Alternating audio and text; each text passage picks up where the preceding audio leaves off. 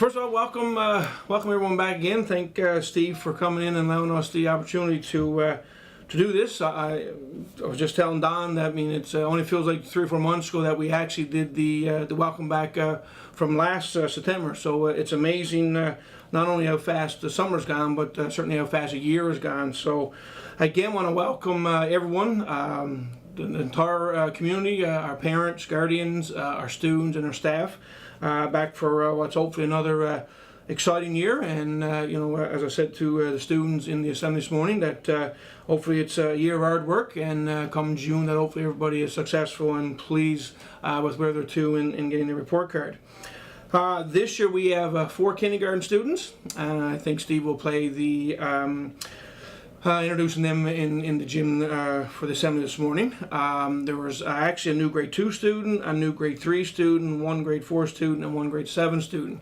So that's 8 new students to our school. So with obviously our graduates going out and whatnot in June, right now we are still at 90 students in our school, and obviously that is K to 12.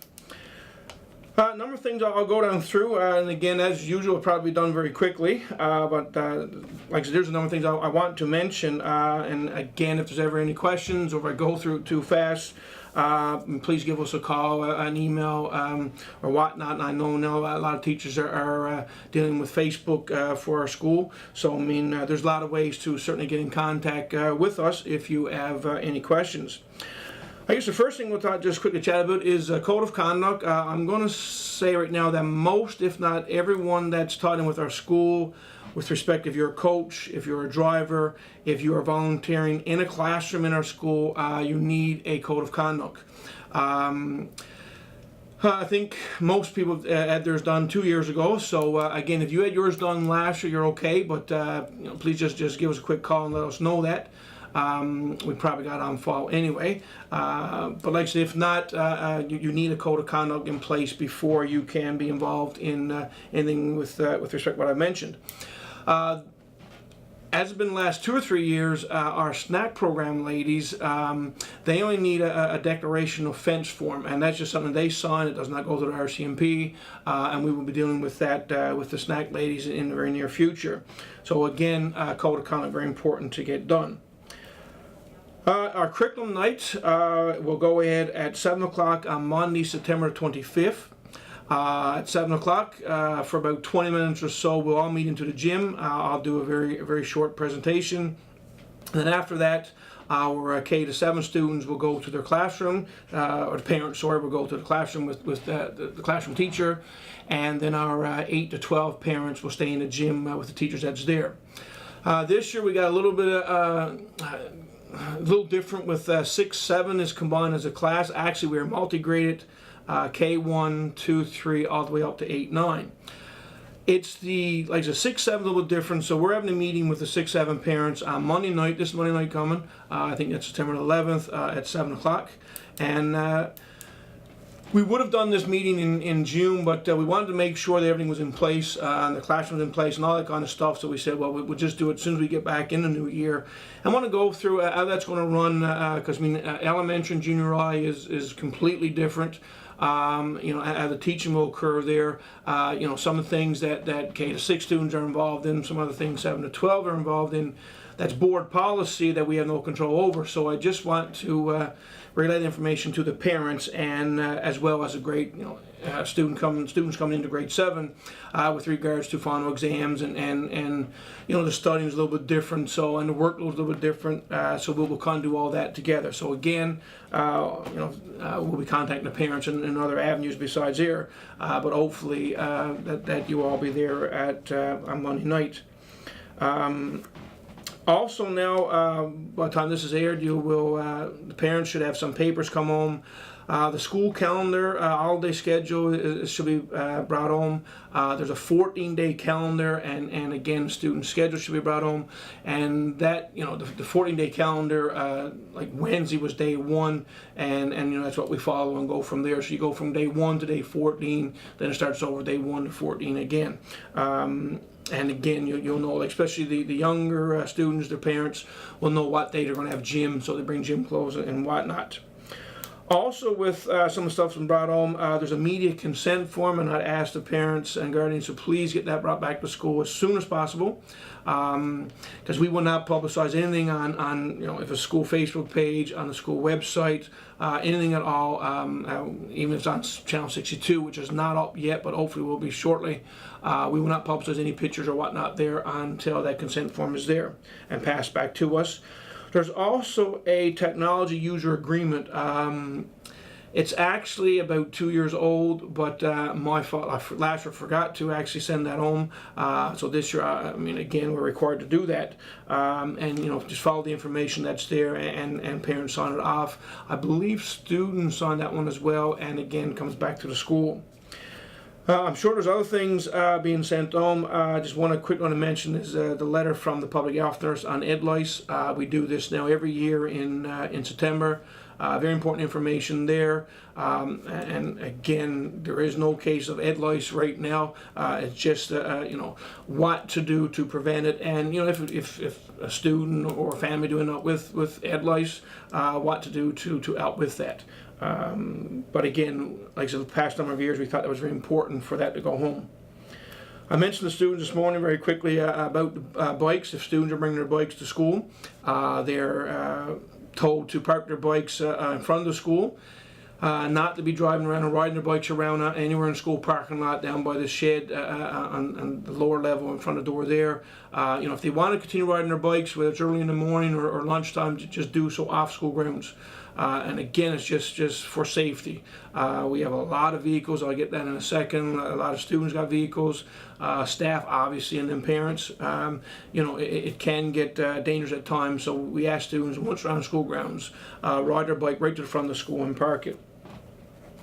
The busing is the same as been in the past year, or part of last year, I should say. There's a morning run and there's an afternoon run. There's still no lunchtime run, so that will remain in place now into the future.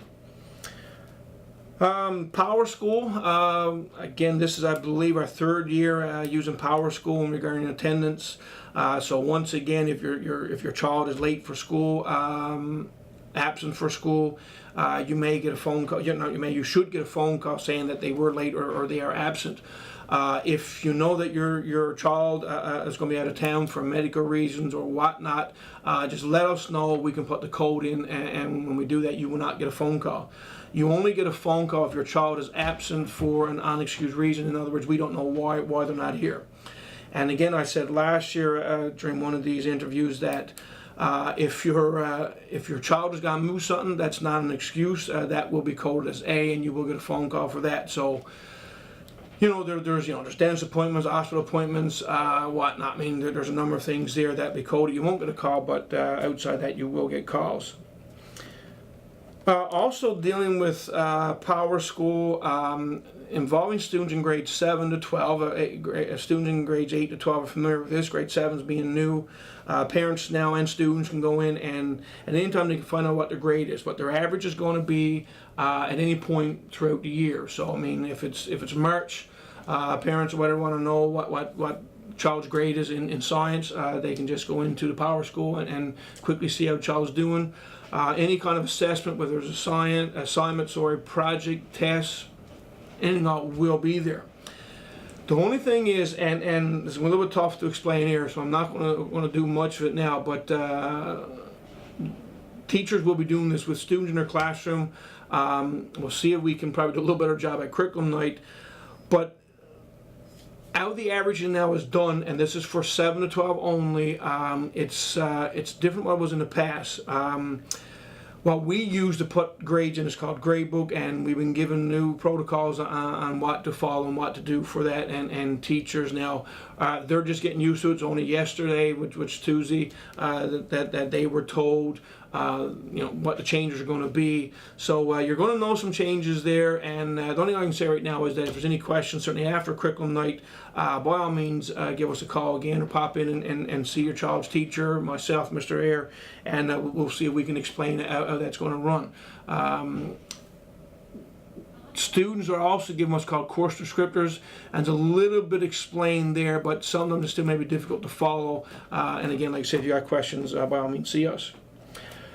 Another new change this year for junior high students, there will be no midterm exams for junior high students. The past number of years, there have been midterms for junior high students in science, math, and English. Board policy now that stopped. But there will be final exams in those three courses. So again, your English, your science, and your math for students in 7, 8, and 9. Senior high, 10, 11, and 12, they will still have midterms and they will still have finals. Unless there's a general course, if a child is doing a general program, and that will be tied in with your math, your English, your science, and social studies, there are no midterms and no finals. So those are two big changes for us. Not that we have many students doing general program in senior high, but it is big changes for us because we always have midterms and finals in general science courses as well, general courses as well. Sorry.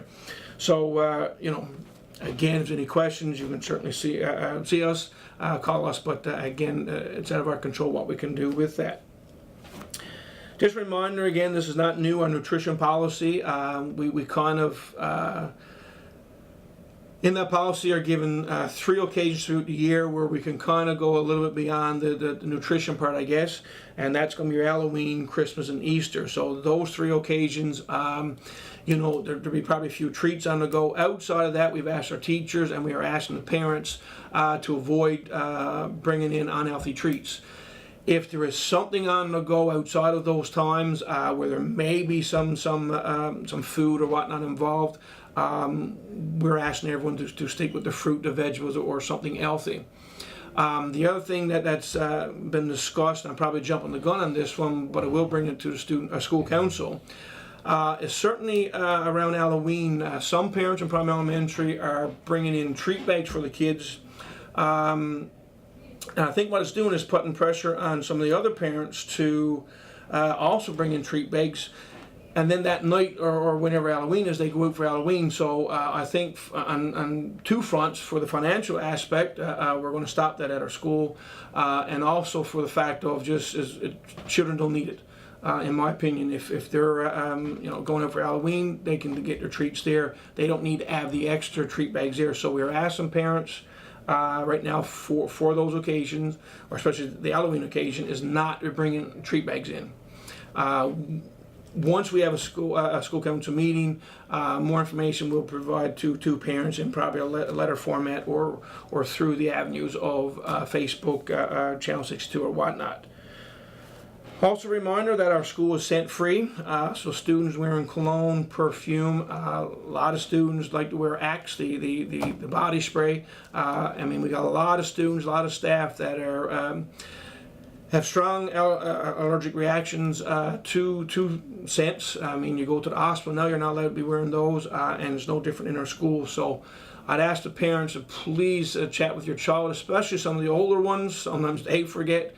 When they're coming out of gym class, they want to put on Axe, and as I mentioned to the student this morning, if that's the case, they may be sent home to shower again to get rid of the scent smell, and then certainly then they can come back to school after that. Excuse me, we're also a peanut-free school, so going back to the 3 occasions, if parents are bringing in special treats, whether it's cupcakes or cookies or whatnot, avoid having peanuts. I think also coconut might be an issue. I think we might have one student allergic to coconut. I have to check on that one, but the peanut is a big one that it's a no-no. And I know sometimes it's just completely forgotten and something may come in, but if that's the case, then we will certainly take it out of the classroom and give it to the child to bring home when they leave. Also in front of our school is a no Walloon Zone, so throughout the year you're asked not to idle your vehicle. If some parents are here a little before lunchtime, a little before 3 o'clock. I know it gets cold winter time and they keep your vehicle running. If you're in front of the school or in the school parking lot, your vehicle should be turned off. Our evacuation plan, God forbid if there's ever a need to evacuate our school, K to 7 students will go to the BBS, and 8 to 12 will go to Town Hall. And if for some reason BBS is closed, they'll all go to Town Hall or vice versa. And then obviously if both is closed, then well, right now we will find other avenues of where to go through there. With the RCMP, you know, if again, if anything do happen in a serious nature, I think the meeting point for parents there is at the United Church. That's what's been in the past. Or sorry, at the Anglican Church, I think. And that's what's been in the past. I'm assuming that's still the case right now. And if it changes, I'll certainly let you know. Along with the evacuation piece, meaning there's the fire drill and lockdown, nothing new. We're required to have 11 fire drills a year. 2 will happen this month, so very soon, if not already by the time this is played on Channel 10. We'll have a fire drill and also a lockdown.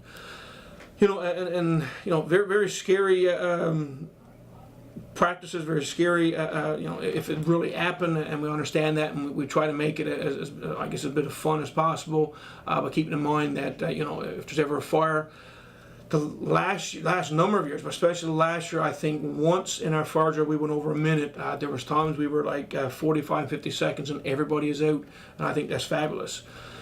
For the lockdown, again, it's something that parents should be chatting with their child about, and you know, the teachers do that as well, but it doesn't hurt for parents or guardians to do that. You know, if you know, again, God forbid, if something happens, you know, someone comes into the school, or there's major threat to anybody in our building, we will have a lockdown.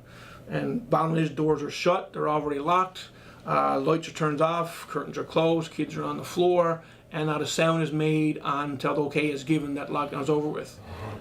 Well, I've seen instances on TV in bigger centers where there's been an actual lockdown, and some of them have taken 3 and 4 hours.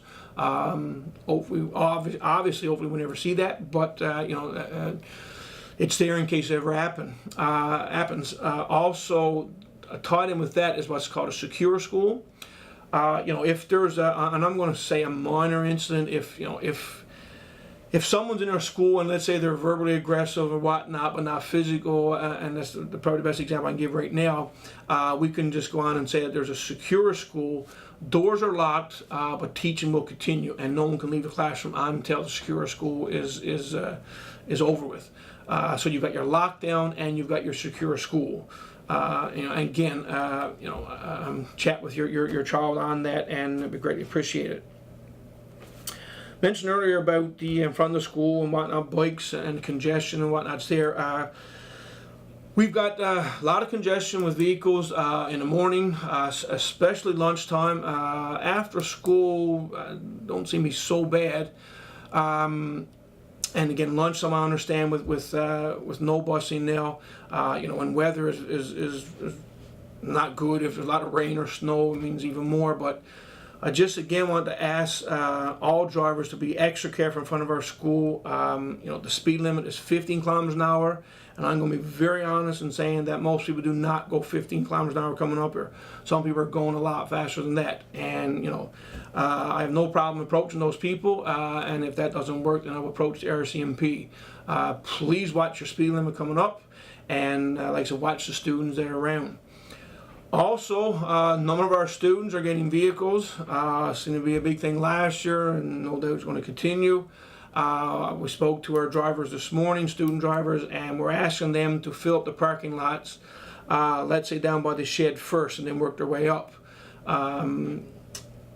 Obviously, teachers need a parking spot, and for the most part, we're here first. Then you know, and from there, like I said, if there's not enough room, then there's parking area back in front of primary elementary wing. And again, you know, parents are coming to pick their child up, like I said, after school or especially lunchtime. You know, there still may be some parking spots that parents are not using, and especially in front of primary elementary wing. I've said this time and time again, if I leave for lunchtime, a lot of times I stay, but if I leave for lunchtime, I'm the last one to leave. In 3 to 5 minutes, I'm out of the parking lot. So I mean, there is no rush to be the first or second one to go. You know, some parents want to pick up their child and they want to get out as fast as they can. Not saying they're speeding, but just trying to get out. Someone's butting in front of the bus, whatnot. So, I'd ask parents, please, drivers, please be very careful with that. And again, to park in the proper parking areas. With the student drivers we got and our staff and everything else, there's not going to be a lot. And again, you can find other places to park. Some people park down by the playground on the main drag, and if that's permitted, that's up to parents' decision there. But again, just to be careful with that. I also mentioned to the students this morning in our assembly that and this is not new, but it's frustrating about the amount of garbage that's around our school, around our playground, and that's obviously the areas that I'm concerned with right now. Talk to your child about the importance of putting garbage in the garbage containers. There's garbage containers in front of the school, they're on the playground. The example I gave the student this morning is that if they were in their living room eating something, a bag of chips, whatever, drinking a bottle of water, they would just not take it and fling it around the floor in the house. Or hopefully they wouldn't, and we expect the same thing outside as well. It do look horrible, and we all know the importance of keeping our environment safe and clean and whatnot. So again, please chat with your child on that. Our fundraisers will continue this year. Bingos, recycling, two of our big fundraisers. Obviously, the grads will be doing their own thing, and there's times with sports teams or whatnot, we'll do a ticket sale or a 50-50 draw. With regards to the bingos, we have it worked out now that every month will be a bingo. I'm going to forget, I forget the actual month now, but I know the first one at the end of September now is going to be for the snack program, and then it goes from there. So you've got the grad bingos, the snack program, there's a school bingo, and also the rec committee one. The snack program is the one I'm going to promote the most right now, because every cent that's made from that go right back to our students for our snack program. Which I encourage students to use. There's free milk every day. There is free fruit and vegetables and other healthy treats that they should be availing of. So it's very important that we sell the bingo cards for a snack program. For the school one, we're always looking for extra money for things. Right now we're looking at, we need a number of new computers. There's laptops we buy, and the list goes on. And last year and it can continue into this year, the monies from our school bingos will go towards our token store and our action auction, which is part of the positive behavior support program. And like I said, if there's any money left from that, then it could go into technology or whatever else we need. So it's very important for those two things. Obviously, the grad bingo is still very important, but the grads have to promote that one, and they have to get out and do their part of that. It's the rec committee one that I think we've had some comments made in the past couple of years from. The rec committee allow us to use the rink for phys ed, for K-12, for skating, obviously during the winter months, and they give us a deal on that. So in return, what they've asked if we could sell some bingo cards for them, and we've okayed that.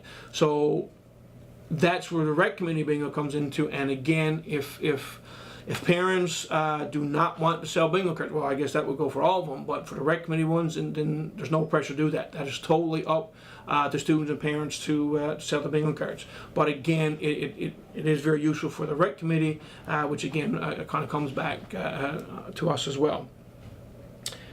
Quickly mention about the snack program, and again, I'll just reiterate, encourage students to avail of that.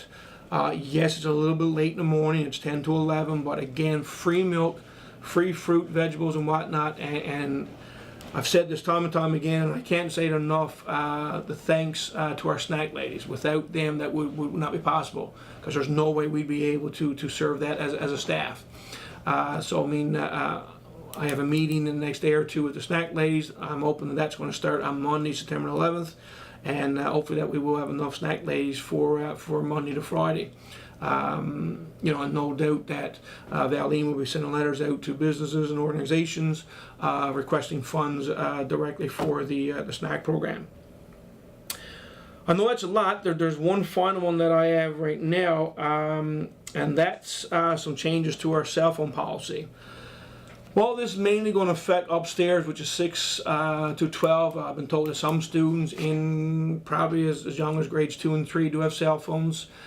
And going back a number of years, we banned cell phones. The last couple of years, 2 or 3 years, probably even a little bit longer, we've allowed cell phones back in our school. And I've heard from parents. I've had parents make comments about they shouldn't be in school and whatnot. And there's a part of me that we got to look at that technology is a part of the lives of the kids in our school. It's a big part of lives for adults, and it's a lot different than when we were in school. So what we're saying right now, we actually have in each classroom, we have a pouch. It's actually a shoe pouch, I guess you guys probably not the right name, but it's something that Jim has put on the wall. It was screwed to the wall, and there's 12 pouches for students to put their cell phones in. So once a student comes into the classroom, they are required to put their cell phone in those pouches.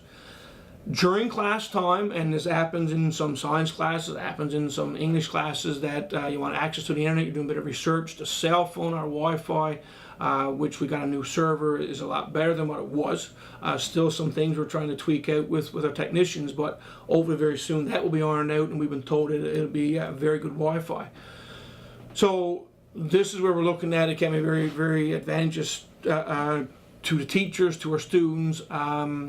But when it's not, when it's not being used, this is where we're going to be located to. Now, obviously, the question comes down to what happens if students don't put it in, and then we find them whatnot. And as we explained to students this morning, starting off right now, if they forget to put it in, we will take the cell phones if we see it and put it in the pouches. They move to the next class, they take their cell phone and they put them in the pouches for the next classroom. If students don't want them in the pouches, if in some cases we got some classes, like I said, there's 12 those slots, those pouches. So there's a few classes we've got bigger than 12. So you're going to buddy up. If they're afraid they're going to get them scratched, they're afraid they might get them broken, then as I told students this morning, very, very simple, is that they can leave them in their lockers or they can leave them at home. But outside of that, they have to put them in the pouches. And hopefully that they'll abide by that, and things will go as planned. And if not, then we will certainly reevaluate that. And like I said, but for right now, for at least the month of September, that's our plan, is to go that route. Then once we get in October, hopefully that we will have an official policy on that and something written down, which we will be passing out to students and for students to bring it home.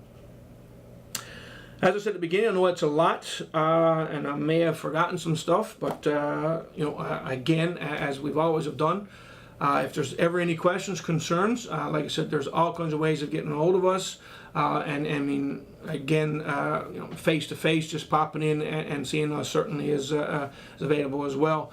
Talking about security, which I forgot to mention, just a reminder that when you come into the porch, we'll say in front of the school, you can't get in. You've got to press the buzzer to get in.